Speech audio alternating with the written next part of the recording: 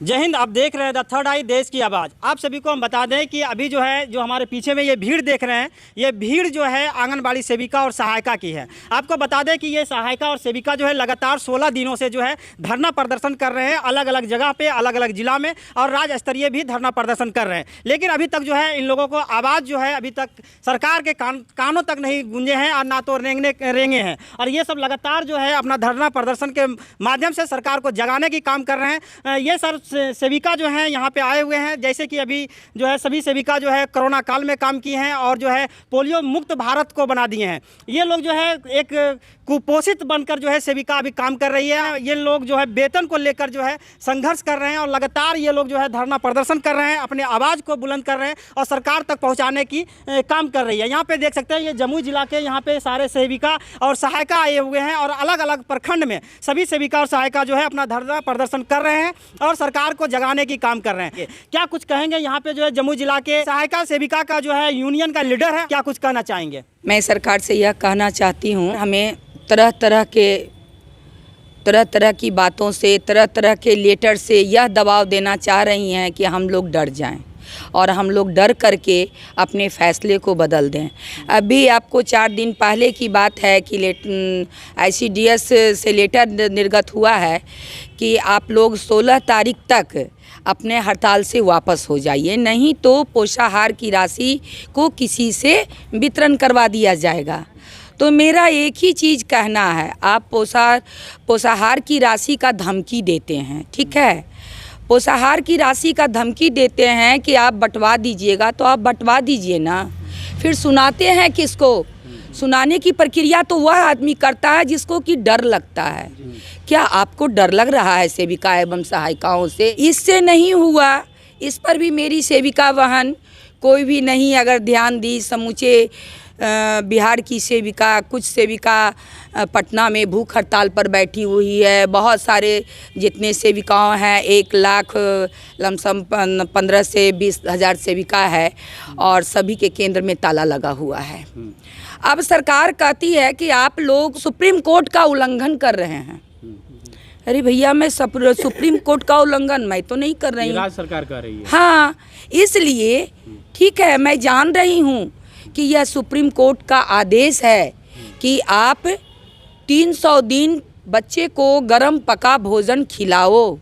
ठीक है, मैंने खिला दिया। मैंने इतना दिन से काम कर रही हूँ, फिर भी आप तो कभी ध्यान नहीं दिए हैं।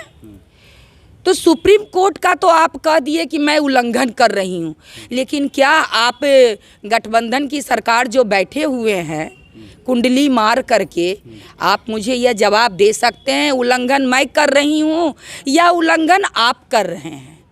सुप्रीम कोर्ट तो कब का ही यह आदेश जारी कर दी थी कि सेविकाओं को ग्रेच्युटी की लाभ मिलनी चाहिए, लेकिन क्या आज तक आप इस लेटर को जारी किया?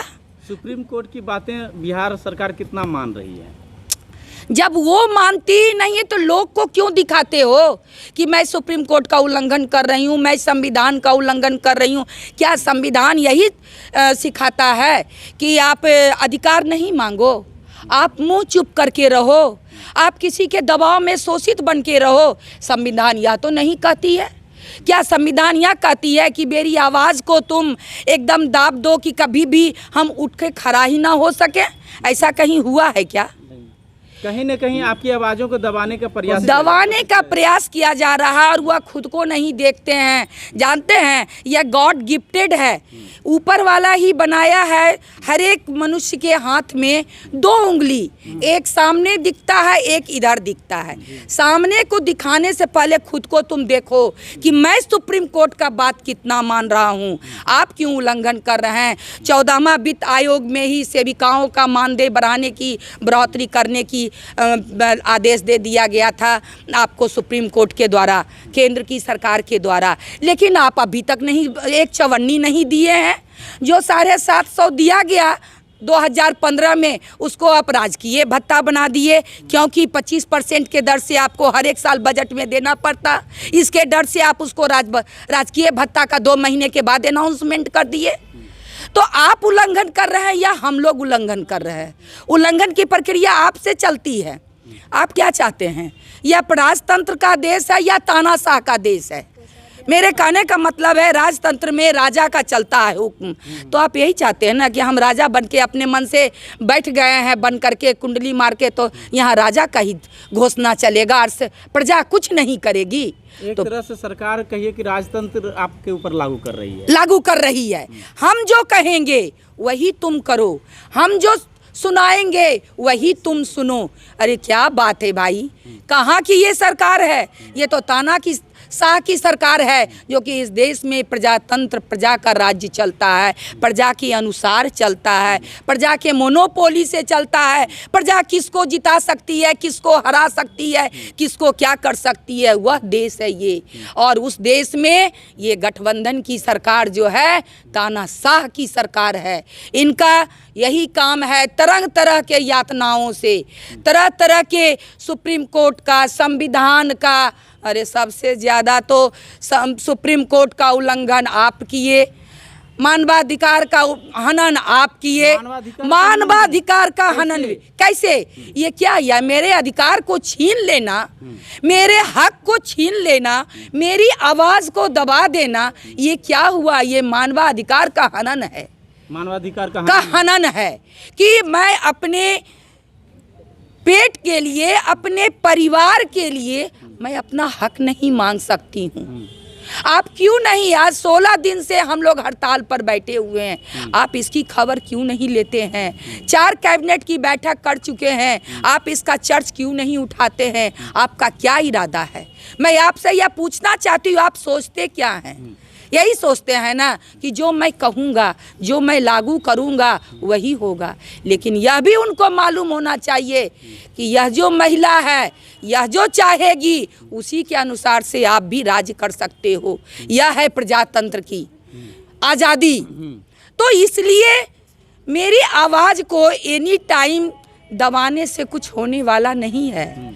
यह सरकार इस बार वोट में इनकी सरकार गिरेगी, जरूर गिरेगी।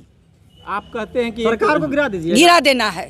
हाँ, ईंट से ईंट बजा देंगे और सत्ता को हिला देंगे, यही मेरा इनका नारा है। ईंट से ईंट बजा देंगे। यह महाहड़ताल, यह महाहड़ताल आपको ले डूबेगा। यह मेरा प्रण है, यह मेरा वादा है। क्योंकि लेकिन सरकार तो एक तरफ बोल रही है कि 16 तारीख से आंगनबाड़ी को खोलने के लिए, वो तो कहने वाला उनका कहना काम है, करना मेरा काम है, सोचना मेरा काम है, अधिकार लेना मेरा काम है। आप कैसे दीजिएगा, नहीं दीजिएगा, वह आप सोचिए। वह सोचने के लिए मैं नहीं बैठी हूँ। यानी आपका साफ तौर पर कहना कि यदि सरकार हमारी बातें नहीं मानेगी तो हम क्यों उनका बात मानेंगे? हम क्यों मानेंगे? हम भी 16 तारीख से नहीं करेंगे। हाँ। नहीं ताला बंद खोलेंगे। आपके ऊपर नोटिस भेजेंगे तो क्या करिए? नहीं खोलेंगे। आप भेजो नोटिस। कितना नोटिस भेजोगे? कितने को चयन मुक्त करोगे? करो 1,20,000 सेविका का चयन मुक्त। निकालो चयन मुक्त का, तुम जेल में भरोगे। किस जेल में जगह है? भेजो। मतलब जेल भी जाने को तैयार है, सब तैयार हैं जेल जाने। जी हाँ, जी हाँ, जी हाँ। यदि आपकी मांगे जो बोले कि जीविका दीदी को दे देंगे, दे दीजिए, दे दीजिए उस पोषाहार की राशि को, या आप अपने गले का हार पहन लीजिए उस राशि से। मतलब आपको नहीं चाहिए ऐसा? हमको ऐसा राशि नहीं चाहिए। आपको तो दीदी पीटा भी जा रहा है, अभी जीविका दीदी को पीट दिए हैं पूरा पटना में जो है।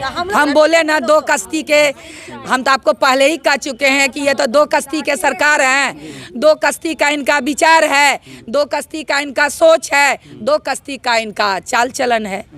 जीविका तो जीविका नहीं तो आंगनबाड़ी, सेविका और सेविका नहीं तो जीविका, यही इनका है।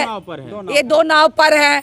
एक को खड़ा रखते हैं एडवांस बुकिंग करके, एडवांस में कि इससे नहीं काम हुआ तो उससे लगा दिए, उससे नहीं काम हुआ तो तीसरे को लगा दिए। यही इनका नीति है।